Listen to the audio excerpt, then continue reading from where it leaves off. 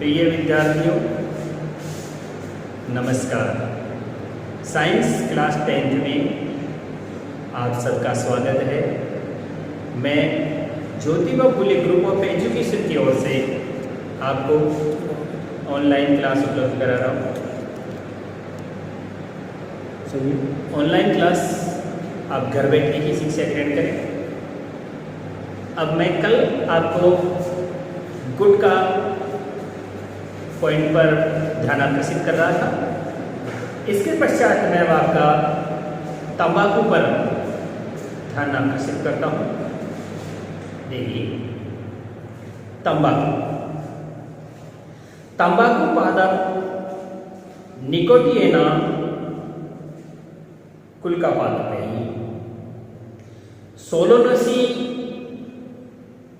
की पत्तियों से ये प्राप्त होता है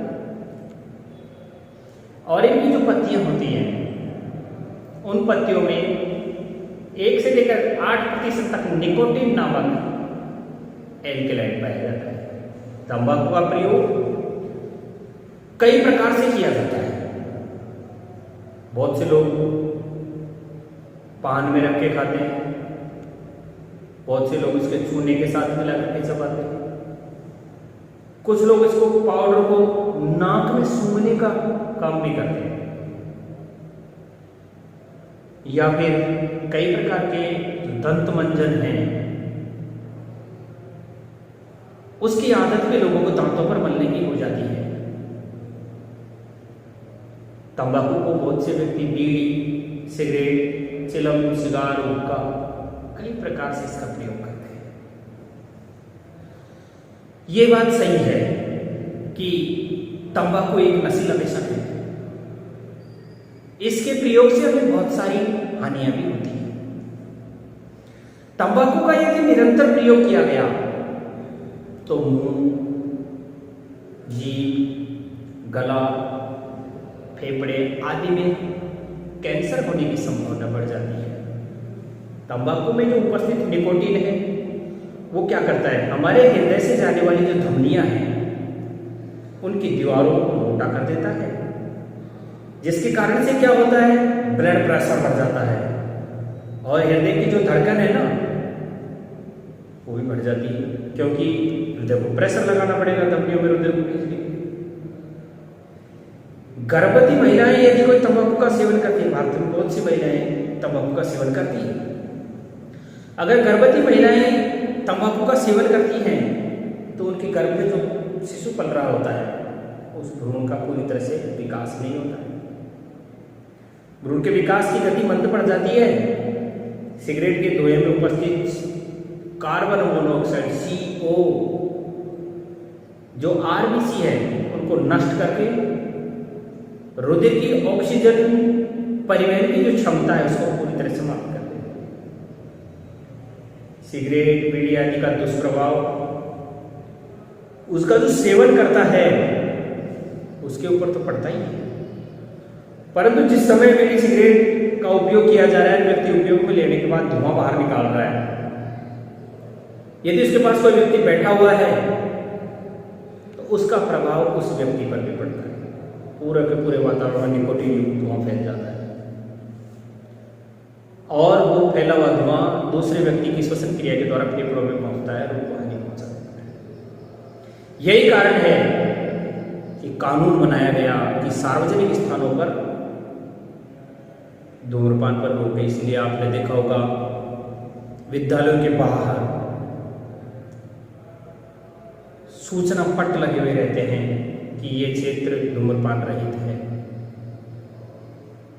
रेलवे स्टेशन, अस्पताल, वाचनालय, इन सब में ये व्यवस्था की गई है कि ये धूम्रपान निषिद्ध क्षेत्र है।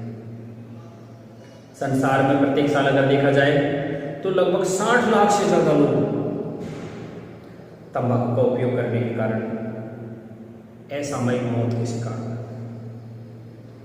इनमें से लगभग 50 लाख तंबाकू के प्रत्यक्ष सेवन करने वाले होते हैं और 10 लाख तो ऐसे होते हैं जो अप्रत्यक्ष सेवन यानी दूसरों के द्वारा उपयोग किए जाने के कारण ही मृत्यु को प्राप्त हो जाते हैं। अब मैं आपको यहाँ तंबाकू के बारे में थोड़ा सा लिखवाना चाहूँगा।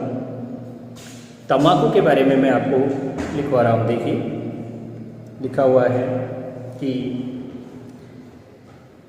इसका स्रोत क्या है। सबसे पहली बात तो देखिए स्रोत।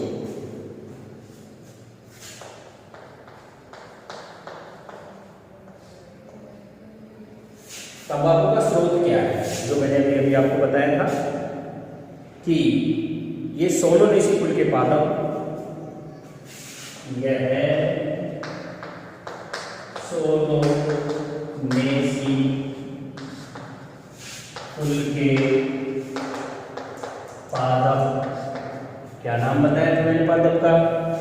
पादप का नाम मैंने आपको बताया था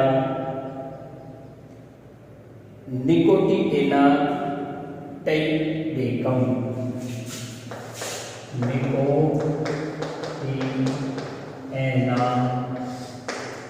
निकोटिएना टाइपेकम।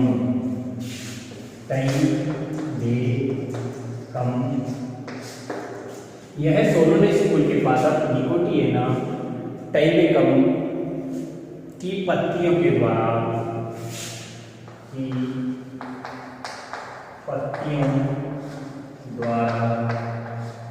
प्राप्त होती है। पहला पॉइंट हमारा हो गया, तंबाकू किससे प्राप्त होती है? ये सोलोनेसी निकोटिएना टाइपेकम के पादप से प्राप्त होती है। इसमें 1 से 8% तक निकोटीन एल्कलॉइड पाया जाता है, जिसमें 1 से 8% तक निकोटीन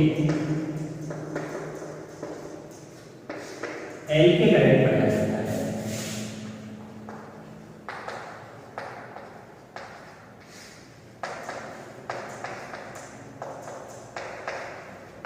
यहां तक मेरे हिसाब से आपके समझ में आ गया होगा। अब मैं आगे बताऊं प्रमुख एल्कलॉइड क्या हो गया इसका? प्रमुख एल्कलॉइड हो गया निकोटीन। कौन सा हो गया प्रमुख एल्कलॉइड? निकोटीन। अब इसे प्रयोग में कैसे करते हैं? पान गुटखे प्रयोग करने का तरीका।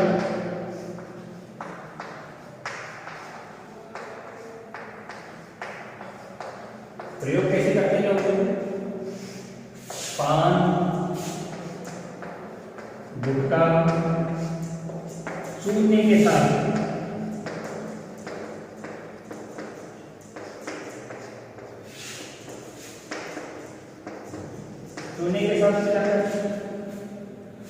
नसवाई सूंघने वाली पाउडर के रूप में सूंघने वाले पाउडर के रूप में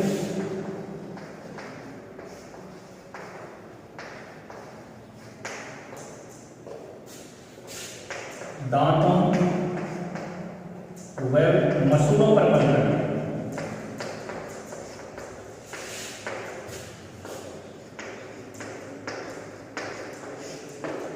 दांतों और मसूड़ों पर मल देते हैं इसे। बीड़ी सिगरेट चिलम सिगार हुक्का तो नहीं। बीड़ी चिलम सिगार हुक्का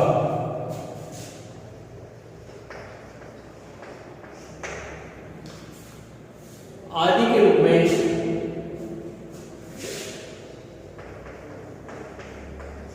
आदि प्रकार से उपयोग किया जाता है। ये इसका उपयोग करता है। अब इसके बाद में मैं आपको लिखवा देता हूँ इसके कुप्रभाव क्या होते हैं, जो मैंने अभी आपको बताया था। निरंतर संपर्क में आएंगे जीभ मुंह गले में कैंसर हो जाएगा, फेफड़ों का कैंसर हो जाएगा, और धमनियों की दीवारें संकड़ी हो जाएगी, ब्लड प्रेशर हाई हो जाएगा, रक्तचाप बढ़ जाएगा, हृदय की धड़कन बढ़ जाएगी, गर्भवती महिलाओं का जो भ्रूण है उसका विकास रुक जाएगा, कार्बन मोनोऑक्साइड क्या कर देगा, रुधिर की ऑक्सीजन परिवहन क्षमता को नष्ट कर देगा। इसके सारे दुष्प्रभाव हैं। ठीक है, तो मैं अब आपको लिखवाना चाहूँगा तंबाकू से होने वाली हानि।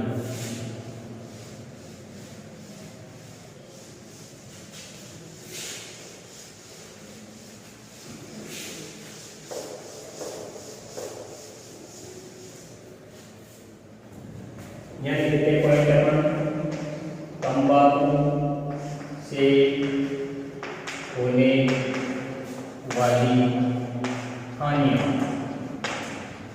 और हानियों को हम पॉइंट बना करके डाल रहे हैं। नंबर 1 पर डाल देंगे तंबाकू के निरंतर सेवन से मुंह, जीभ, गले तथा फेफड़ों का कैंसर हो जाता है।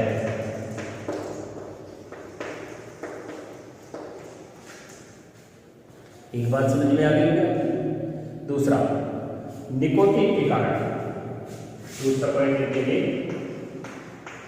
तंबाकू में विद्यमान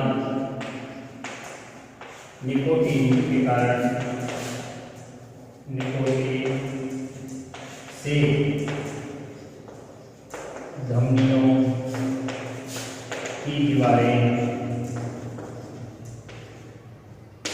सिकुड़ता है, उच्च रक्तचाप,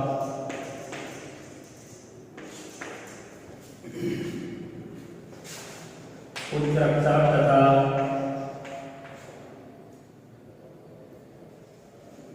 हृदय की धड़कन को बढ़ाती है।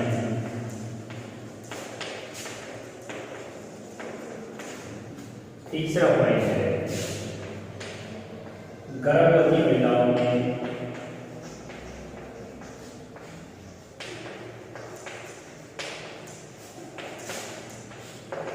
गर्भस्थ भ्रूण की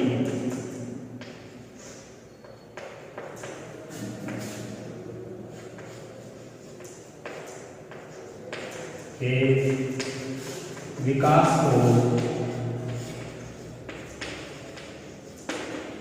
मंद कर देती है।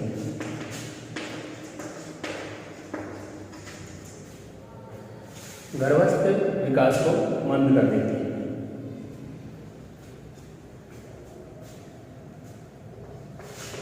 धुएं में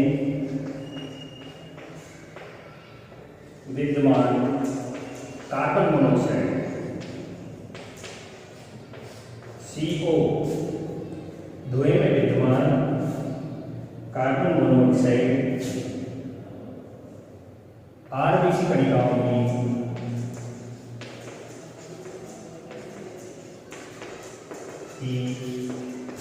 O2 परिवहन क्षमता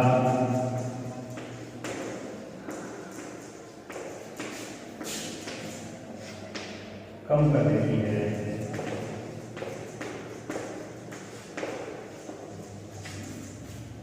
ऑक्सीजन की परिवहन क्षमता कैसे हो गई? कम हो गई है। सेवन करने वाले से उसके पास वाला व्यक्ति अधिक प्रभावित हो जाता है। तंबाकू प्रयोग करते समय उसके पास बैठने वाला व्यक्ति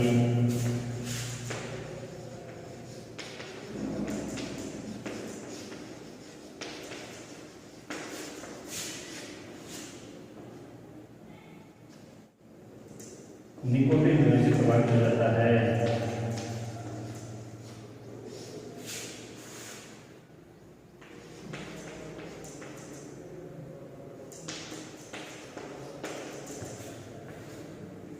प्रभावित हो जाता है। यहाँ तक की बात मैं आपको पढ़ा चुका हूँ। एक बार और देख लें आप कि तंबाकू का निरंतर सेवन करेंगे मुंह जीभ गलेगा, फेफड़े का कैंसर हो जाएगा। तंबाकू में विद्यमान निकोटीन ये इसका प्रमुख एल्केलाइड धमनियों की दीवारों को सिकुड़ करके उच्च रक्तचाप और हार्ट पल्स रेट बढ़ा देगा। गर्भवती महिलाओं में जो गर्भस्थ भ्रूण होता है उसका विकास मंद हो जाएगा। कार्बन मोनोऑक्साइड RBC कणिकाओं के द्वारा ऑक्सीजन को परिवहन करने की क्षमता है इसको प्रभावित कर देगा, कम कर देगा। और तंबाकू का प्रयोग करते समय उसके पास बैठने वाला जो व्यक्ति है निकोटीन के धुएं से प्रभावित होकर तक से फेफड़े का रोगी हो जाता है। यहाँ तक की बात है। इसीलिए क्या किया गया है, ये भी मैं आपको बता चुका हूँ, सार्वजनिक स्थानों पर एक कानून बना दिया गया है और कानून बना करके और निषेध नोटिस जारी कर दिया जाता है कि इस क्षेत्र में तंबाकू या धूम्रपान का प्रयोग, धूम्रपान किसी प्रकार का धूम्रपान करना निषेध माना जाता है।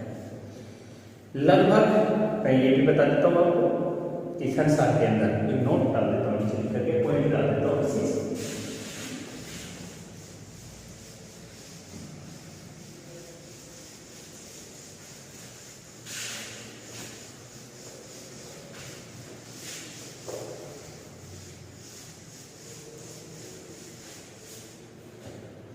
स्टार लगा करके इसमें लिख देता हूँ मैं, जहाँ विश्व में लगभग 60 लाख लोग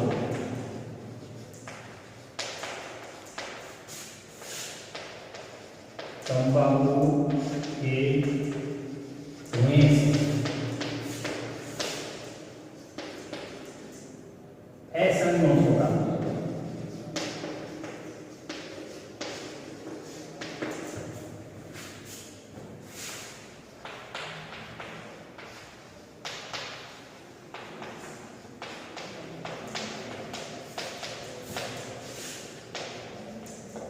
जिसमें से 50 लाख प्रत्यक्ष प्रयोग करके,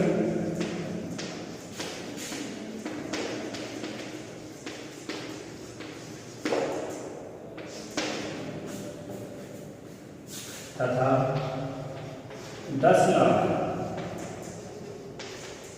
अप्रत्यक्ष प्रयोग से प्रभावित होता है।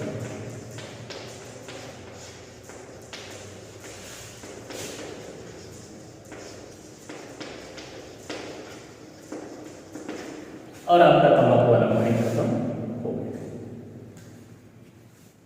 इसके बाद मैं आपको मदिरा के बारे में बताऊं। देखिए, मदिरा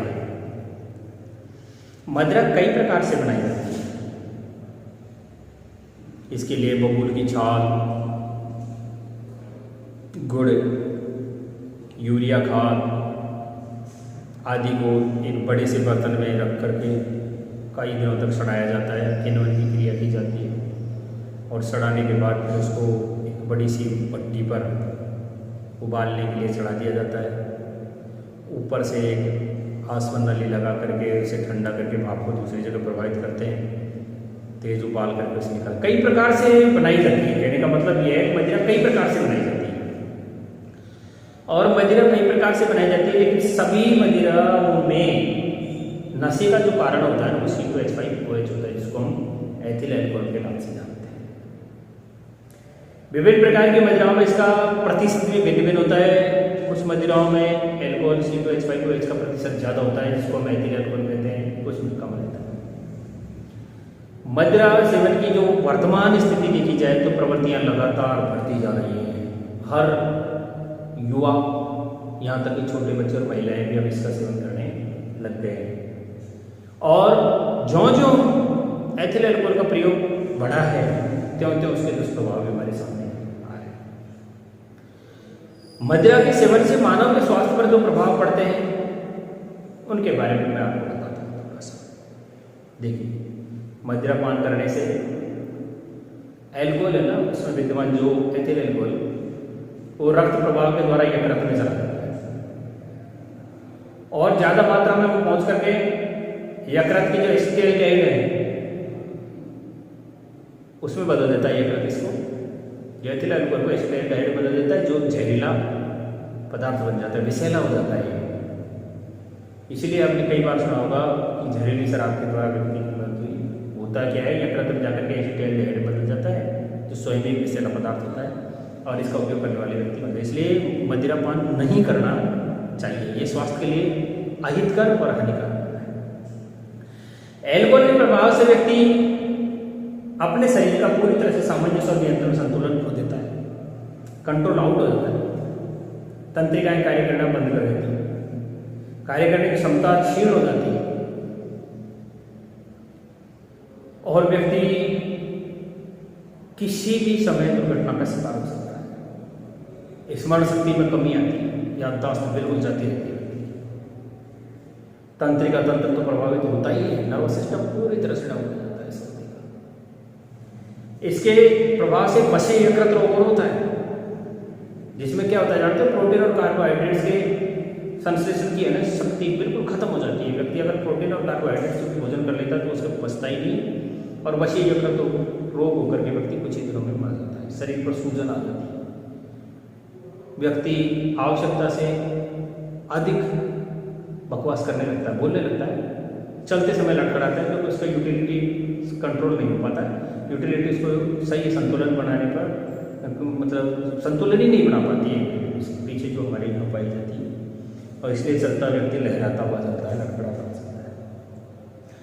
व्यक्ति की आर्थिक स्थिति तो कमजोर होती ही है क्योंकि प्रतिदिन मदिरा पान करने के लिए पैसे चाहिए।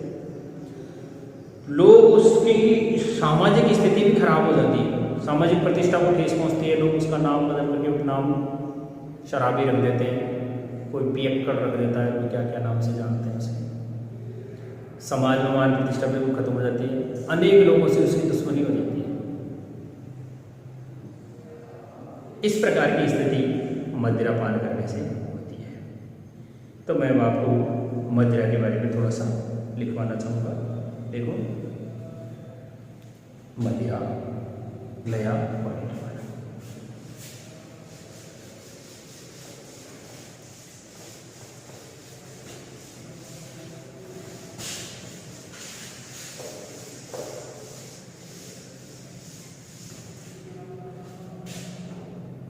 देखेंगे। मदिरा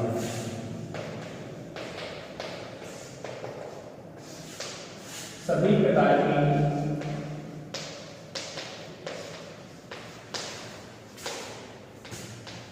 मदिरा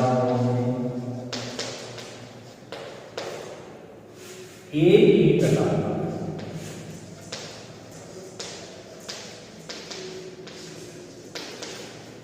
नशीला पदार्थ एथिल अल्कोहल पाया जाता है। एथिल अल्कोहल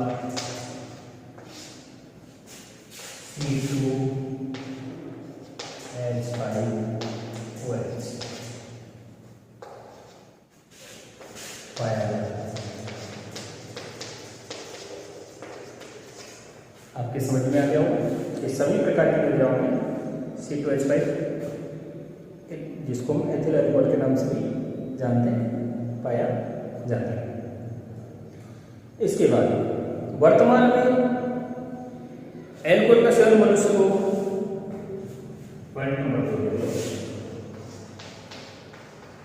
एल्कोहल का सेवन मनुष्य को शारीरिक,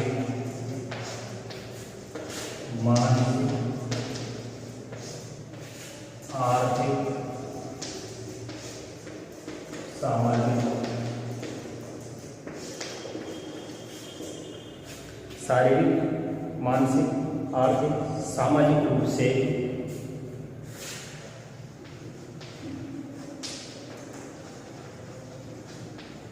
बर्बाद कर।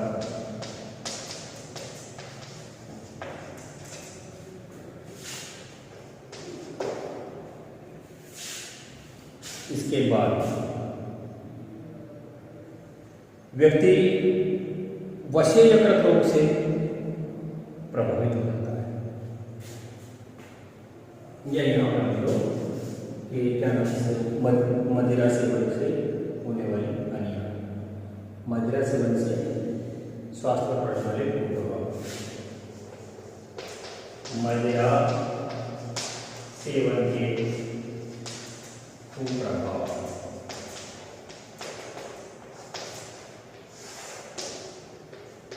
पहला पॉइंट डालते हैं। फॉलो पॉइंट में लिख दो आप कि यकृत में पहुंच करके ये एसिटेट डाइड में बदल जाता है। अल्कोहल यकृत में पहुंचकर एसिटेल्डिहाइड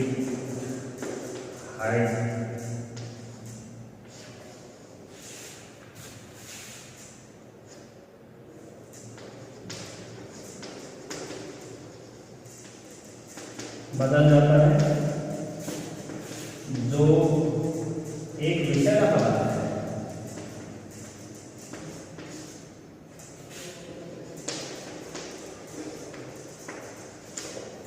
एक बात हो गई। दूसरी बात, व्यक्ति का सामंजस्य और नियंत्रण कमजोर होता है।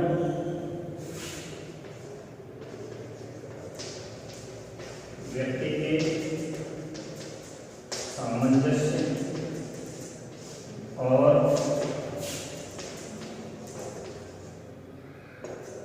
नियंत्रण को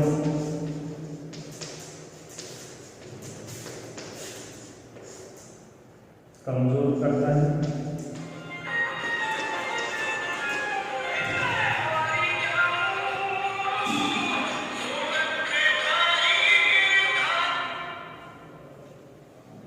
व्यक्ति के सामंजस्य और नियंत्रण को कमजोर करता है। इसी के साथ ही कार्य क्षमता क्षीण हो जाती है।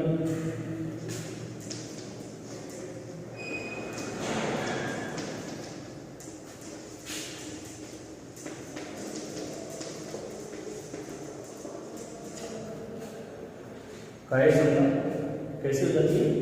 क्षीण हो जाती है। इसके बाद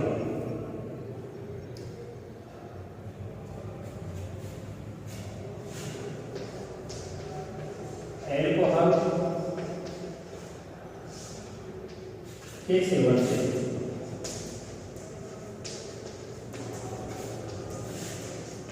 वसीय यकृत रोग हो जाता है, जिससे प्रोटीन तथा कार्बोहाइड्रेट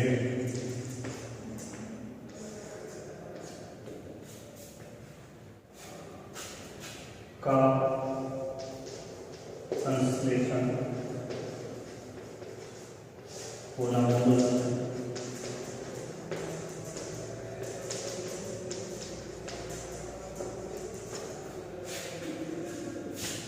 वैसे यकृत रोग, इसके अलावा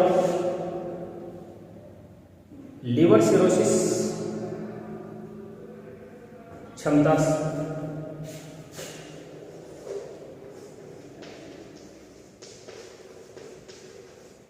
के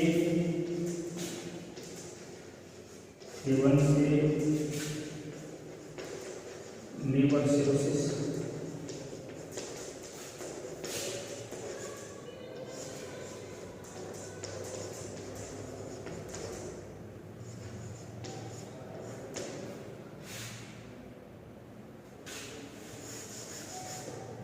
तथा तंत्रिका तंत्र प्रभावित हो जाता है।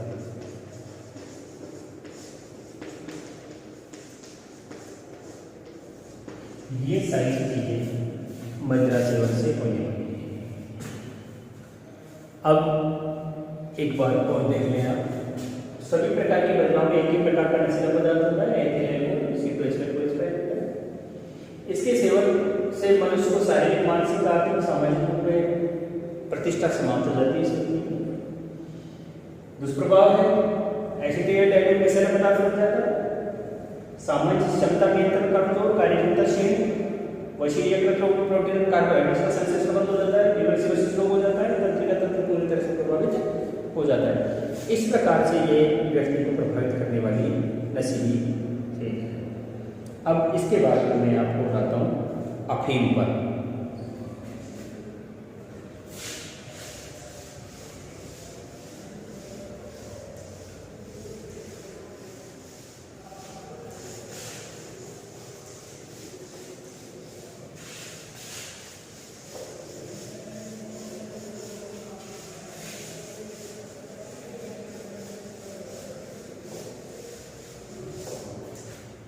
देखिए अफीम पादप का नाम आप जान गए, पाइपियोरम सोमनिफरम होता है और ये इसके कच्चे फल से प्राप्त दूध को सुखा करके बनाया जाता है।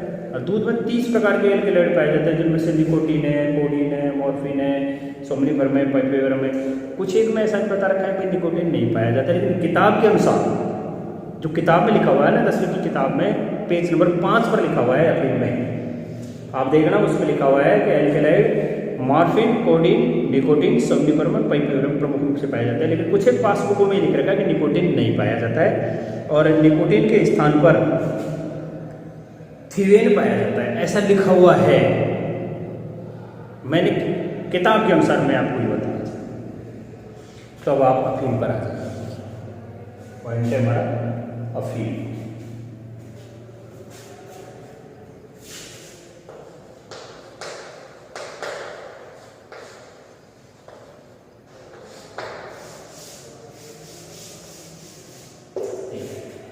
सबसे पहले तो मैं आपको अफीम के बारे में कुछ जानकारी दूंगा। ये ज़्यादातर राजस्थान में है, जैसलमेर, बीकानेर, बाड़मेर की तरफ बहुत ज़्यादा मात्रा में अफीम चलता है। अफीम के पादप का जो वैज्ञानिक नाम है वो पाइपियोरम सोमनिफेरम होता है। अफीम का जो कच्चा फल होता है उसमें चीरा लगा दिया जाता है, उसमें से जो दूध निकलता है उस दूध को सुखा करके और तब अफीम बनाया जाता है। इस दूध में जो चीरा लगा करके मोटा सा फल होता है, आपको चित्र दिखाई दे रहा होगा अफीम का पेज संख्या 6 पर ऊपर ही ऊपर एक देखना अफीम का चित्र बना हुआ गोल सा और फूल है वो, उसमें चीरा लगा कर फल है सॉरी उसमें से चीरा लगा करके दूध प्राप्त कर लेते हैं, उस दूध को सुखाया जाता है। इसमें 30 प्रकार के क्या नाम से एल्कलॉइड पाए जाते हैं। मॉर्फिन है, कोडीन है, निकोटीन है, सोमनिफेरम है, पाइपियोरम है। मॉर्फिन और कोडीन का प्रयोग तो जो दर्द निवारक दवाइयाँ होती है ना, उन दर्द निवारक दवाइयों में इसका उपयोग किया जाता है। इसी कारण से तो इसकी बहुत ज़्यादा खेती की जाती है अफीम की। लेकिन शांति और आनंद की अनुभूति प्राप्त करने के लिए बहुत से व्यक्ति है ना इसको नशीले पदार्थ के रूप में उपयोग में लेने लग जाते हैं। अफीम का या उससे बने वाली एक चीज़ और होती है हेरोइन, जिसको बोलते हैं। इसका उपयोग कई लोगों के द्वारा किया जाता है। ग्रामीण क्षेत्रों में तो बहुत से व्यक्ति क्या करते हैं, खुशी और गम के अवसर पर, बहुत से व्यक्ति खुशी के अवसर पर और बहुत से व्यक्ति गम के अवसर पर इसका प्रयोग करना प्रारंभ करते हैं। अफीम की मनोहार की जाती है, एक तरह से लोगों में वितरण किया जाता है। ग्रामीण क्षेत्रों में क्या करती हैं बहुत सी माताएं, ग्रामीण क्षेत्रों में बहुत सी माताएं अपने बच्चों को सुलाने के लिए क्या करने के लिए, अपने बच्चों को सुलाने के लिए थोड़ा सा अफीम पिला देती हैं। कितना सा बाजरे के दाने के बराबर अफीम पिला देते हैं। कोई भी कारण हो, किसी भी प्रकार से हो, मेरे दृष्टिकोण से और अगर विज्ञान के दृष्टिकोण से देखा जाए तो किसी भी प्रकार के नशे का सेवन करना व्यक्ति को उसका आदी बनाने वाला होता है। और यही बात अफीम के साथ है कि अफीम का सेवन जब एक बार व्यक्ति करने लग जाता है तो उसको लत लग जाती है, बैड हैबिट्स बन जाती है। प्रारंभ में कम मात्रा में लेता है, परंतु धीरे धीरे फिर क्या होता है वो उसका आदी बनता चला जाता है, ज़्यादा धीरे धीरे मात्रा बढ़ती चली जाती है। अफीम के डोडे जो फलवित्ती होती है ना उसको उबाल कर पीने की लत लग जाती है, वो सब जिसको डोडा कहते हैं, डोडा चूरा कहते हैं। इससे रोग प्रतिरोधक क्षमता शरीर की खत्म हो जाती है। वर्तमान कोरोना का समय है, इस समय तो हमें मजबूत स्ट्रॉन्ग इम्यूनिटी की जरूरत है और अफीम क्या करता है व्यक्ति की रोग प्रतिरोधक क्षमता को कम कर देता है। अब जब रोग प्रतिरोधक क्षमता कम हो जाएगी तो व्यक्ति बार बार क्या होना शुरू कर देगा, बार बार बीमार होना शुरू कर देगा और बार बार अगर लंबे समय तक बीमार रहेगा कई प्रकार की बीमारियां उसको आकर के घेर लेंगी तो ऐसा में उसकी मृत्यु हो जाएगी। बहुत सारे डॉक्टर हैं, बहुत सारी स्वयंसेवी संस्थाएं हैं, लोगों में अफीम की लत चलन बीमारी को छुड़ाने के लिए प्रयासरत भी हैं, परंतु फिर भी लोग नशे की ओर आगे बढ़ते जा रहे हैं।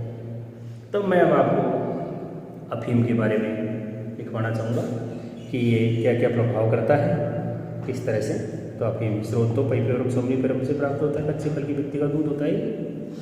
तो लिखना शुरू करेंगे अफीम। अफीम में लिखेंगे कि यह है पाइपोवेरम सोमनिफेरम। स्रोत क्या है? यह है पाइपोवेरम सोमनिफेरम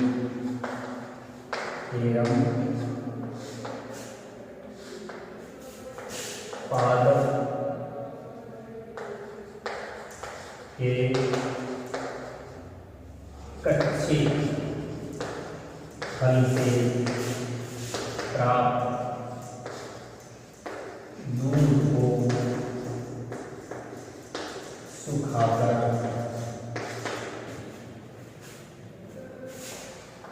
बनाया जाता है। इसमें लगभग 30 प्रकार के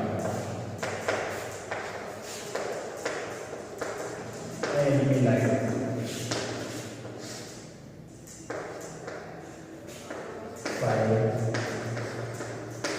जाते हैं, जिनमें कोलिन, मॉर्फिन, निकोटीन,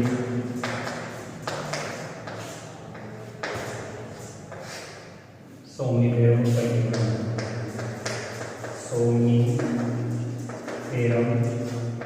तथा पाइपोवेरम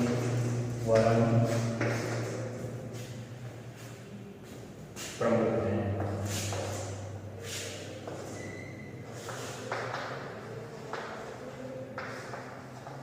कई पाठ्यपुस्तकों में निकोटीन को नहीं बताया जाता, इसलिए थीवेन बताते हैं।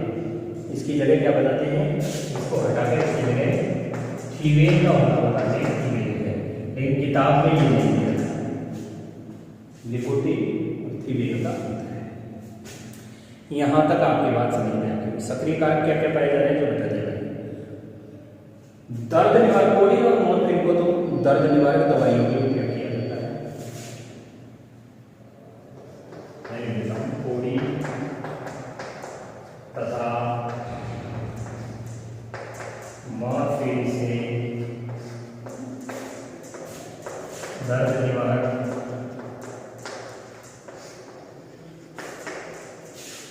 औषधियां बनाई जाती हैं।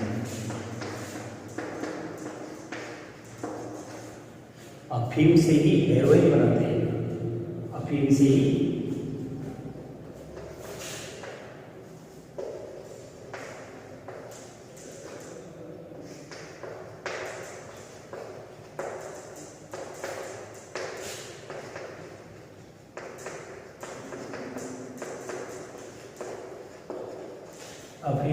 हेरोइन बनाई जाती है। बहुत से लोग शांति और आनंद की प्राप्ति के लिए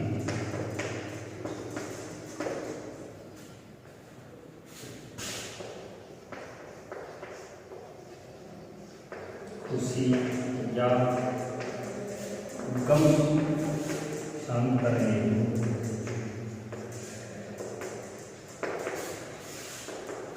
इसका प्रयोग करते हैं।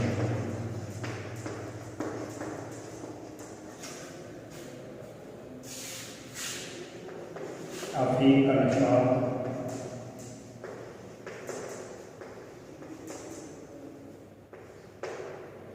व्यक्ति को आदि बना देता है।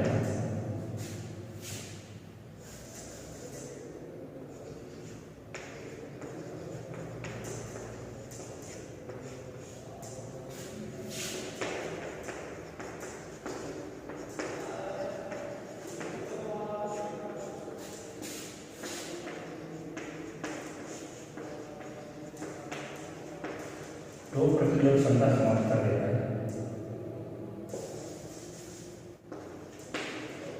जिससे व्यक्ति की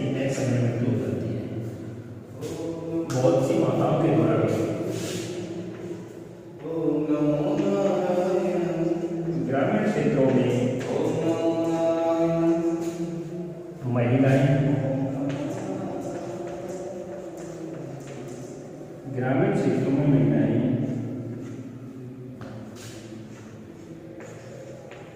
बच्चों को सुलाने के लिए भी अफीम का प्रयोग करते हैं।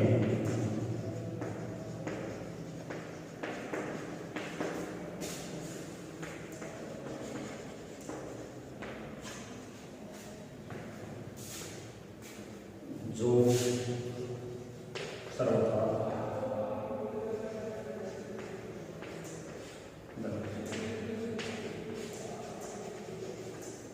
इस तरह से आपका ये अफीम पॉइंट समाप्त होता है। अब इसके बाद में मैं आपको अन्य नशीले पदार्थों के बारे में बताता हूँ। देखिए, अन्य नशीले कोकीन है, भांग है, चरस है, गांजा है, हशीश है, LSD। LSD का पूरा नाम लाइसर्जिकल एसिड डाई इथाइल एमाइड होता है। ये नशीला पदार्थ है। ये भी मादक पदार्थ के रूप में प्रयोग किए जाते हैं। युवा इनका प्रयोग विभिन्न कारणों से कर बैठते हैं। कई बार संगति गलत हो जाती है, कई बार किसी ऐसे व्यक्ति के साथ बैठना उठना शुरू हो जाता है जो ठीक ढंग का नहीं होता है, रास्ते से भटका देता है, बुरी लत में पड़ करके नशा कर बैठते हैं युवा। धीरे धीरे जब उनको पता चलता है तो पश्चाताप होता है। इनके कारण कई बार परिवार में विच्छेदन की स्थिति हो जाती है, या फिर बहुत से युवा जब उनके पास में आर्थिक पक्ष कमजोर होने लगता है तो अपराध की प्रवृत्ति जन्म ले जाती है, शारीरिक और मानसिक दुर्बलता आ जाती है। इस प्रकार से अन्य नशीले पदार्थ भी व्यक्ति को बहुत ज़्यादा प्रभावित कर रहे हैं। एक और स्थिति है, वर्तमान में तो बहुत से युवा डॉक्टरों के द्वारा पर्चियों पर दवाई लिखवा करके और उसका भी दुरुपयोग कर रहे हैं। मादक पदार्थों की मांग के विषय में दक्षिण एशिया में एक सर्वे हुआ था। उस सर्वे के अनुसार भारत में यदि देखा जाए ना, तो नशा करने वालों में 42% लगभग शराब का नशा, 20% लोग अफीम का, 30% हेरोइन का, 6% लोग कम से कम गांजा, 18% से अधिक लोग अन्य प्रकार के नशे करते हैं। रिपोर्ट के अनुसार डॉक्टर से पर्चे पर लिखे हुए दवाई लिखवा देते हैं। कौन कौन सी? जैसे बहुत सी उसकी पैथेडीन है, ब्रिपेनोफ्रिन है, प्रोपोक्सिफेन है, नाइट्रोजिपम है, डाइजिपम है। अधिकांश शौचालय में आपने देखा वो पहले खांसी की दवाई चली थी कोरेक्स नाम से, उसमें अल्कोहल की मात्रा पाई जाती थी, लोग उसका बहुत ज़्यादा दुरुपयोग करते थे और शौचालय भरे मिलते थे। फिर उसको रोका गया और रोक करके उसकी जगह टोरेक्स का प्रयोग किया जाने लगा। पंजाब, राजस्थान, मध्य प्रदेश, उत्तर प्रदेश, गुजरात, इसमें बहुत ज़्यादा रूप से पारंपरिक सेवन जाएंगे।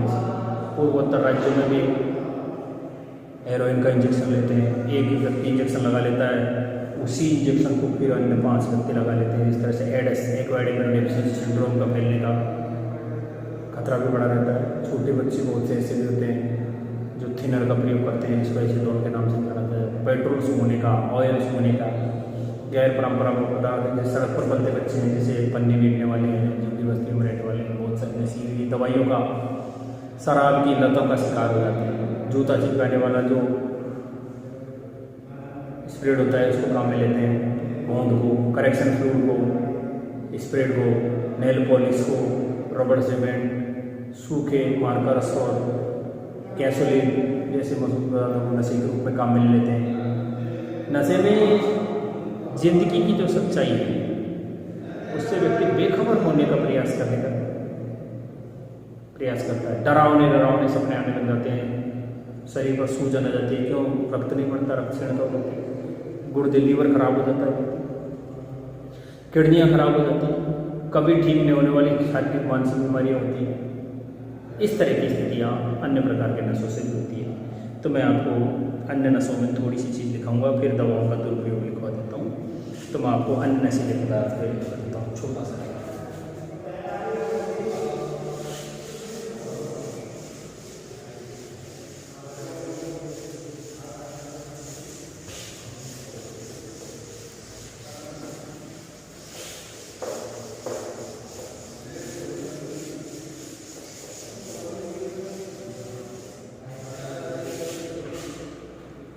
अन्य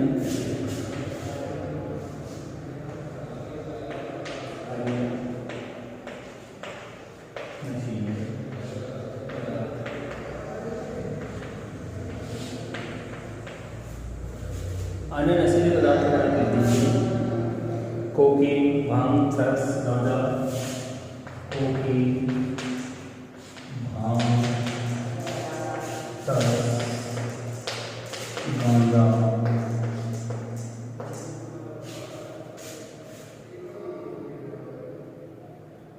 आशीष,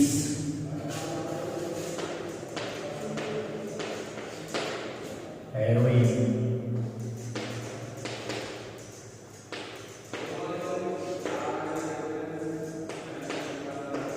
LSD,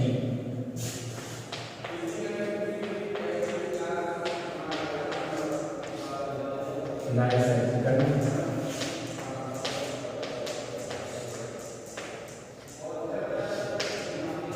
पूरा नाम क्या है इसका?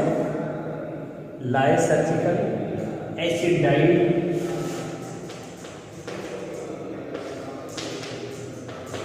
Ethyl amide. क्या नाम है? Ethyl amide.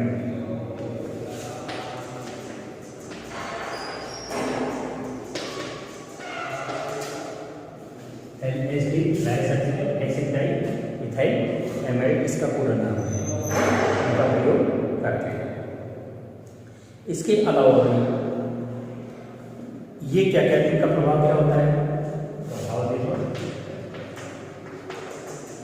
ये विभ्रमकारी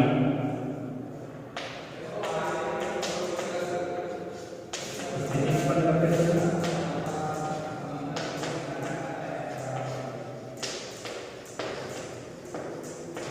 कौन सी स्थिति उत्पन्न कर देते हैं? विभ्रमकारी स्थिति उत्पन्न कर देते हैं।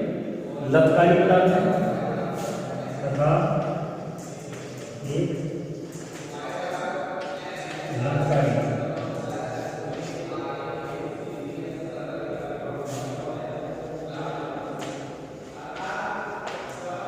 व्यक्ति को लत लग जाती है, आदत हो जाती है।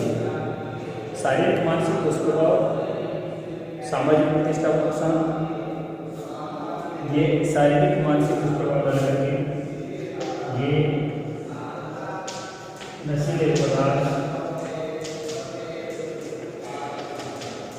शारीरिक मानसिक दुष्प्रभाव डाल करके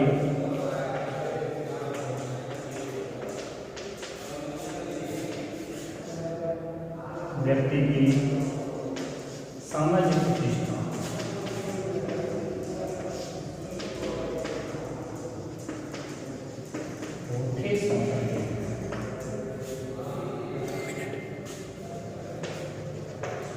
एक मिनट। इस प्रकार से अन्य नशीले पदार्थ व्यक्ति को प्रभावित करते हैं। और एक पॉइंट और मैं आपको बताना चाहूँगा, जिसमें है दवाओं का दुरुपयोग। दवाओं का दुरुपयोग ये तो आपका हो गया।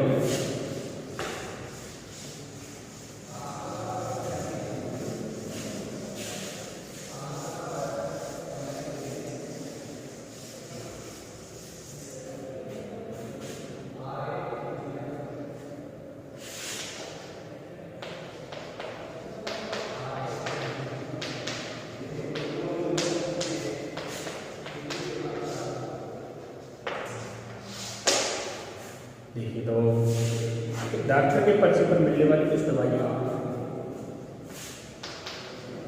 डॉक्टर के पर्चे पर मिलने वाली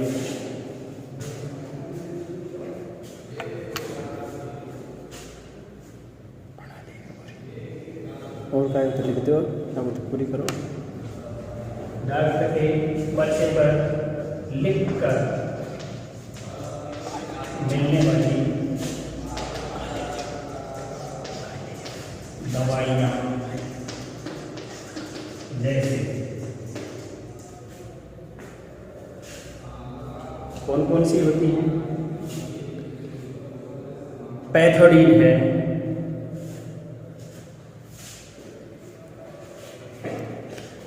पैथोडीन,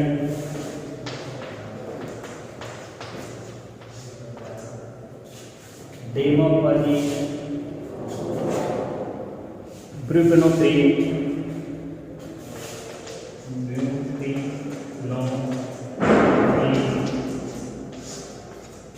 पैथोडीन है। इसके अलावा पैकेडीन है, मार्फिन है। थोड़े दिन पहले तो कोरेक्स भी चला था, जिसका भी प्रयोग करते थे। प्रोपोविक्सिफिन भी चलता था।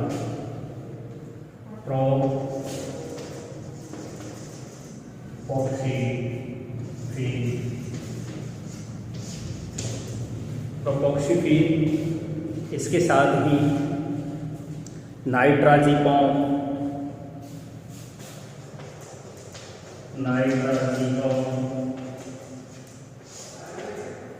नाइट्राजिपम के साथ ही डाइजिपम,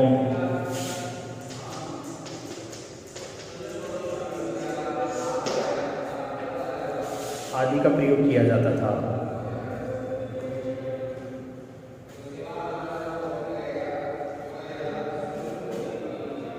इसमें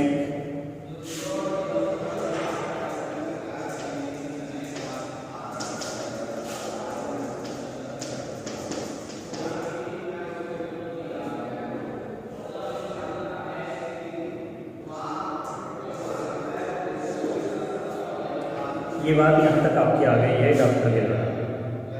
इन्हें तनाव या अवसाद दूर करने हेतु प्रयोग किया जाता है। इन दवाइयों का प्रयोग तनाव या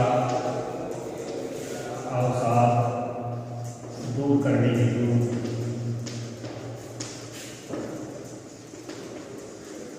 किया जाता है। इसके अलावा कुछ लोग गैर परंपरागत पदार्थ जैसे नीचे वाले में मैं आपको लिखवा देता हूँ। कुछ लोग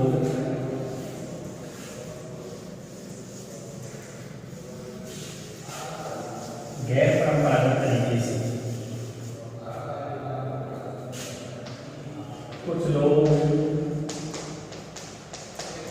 गैर परंपरागत तरीके से कौन कौन सी चीज़ सूंघने में, जैसे फ्लूइड है, सूंघने वाली क्या नाम से कई चीज़ें आती हैं। जैसे बहुत से व्यक्तियों को पेट्रोल सूंघने की आदत रहती है, किसी को स्प्रिट सूंघने की आदत रहती है, किसी को नेल पॉलिश सूंघने की आदत रहती है, किसी को स्प्रिट सूंघने की आदत है, जूते चिपकाने वाली सूंघने की आदत रहती है। तो बहुत से व्यक्ति क्या करते हैं, जैसे जूता चिपकाने वाली हो,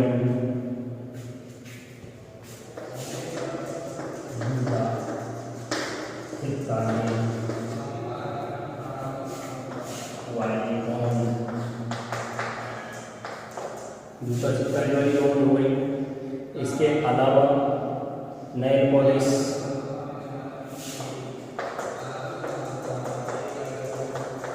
करेक्शन भी होती है, उसको अपन बोलते हैं वाइटनर, वाइटनर भी बोलते हैं ना, तो करेक्शन फ्लूइड कहते हैं उसको, करेक्शन फ्लूइड,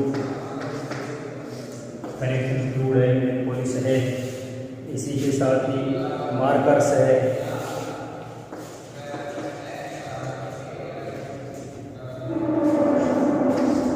मार्कर्स, और उसी के साथ ही गैसोलीन,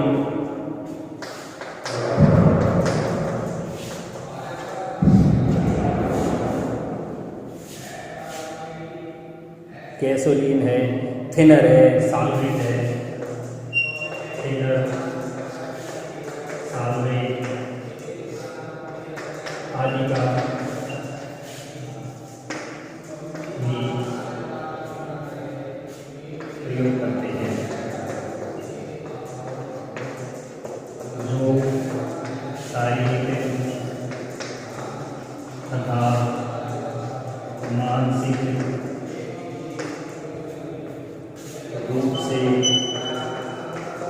व्यक्ति को प्रभावित करता है।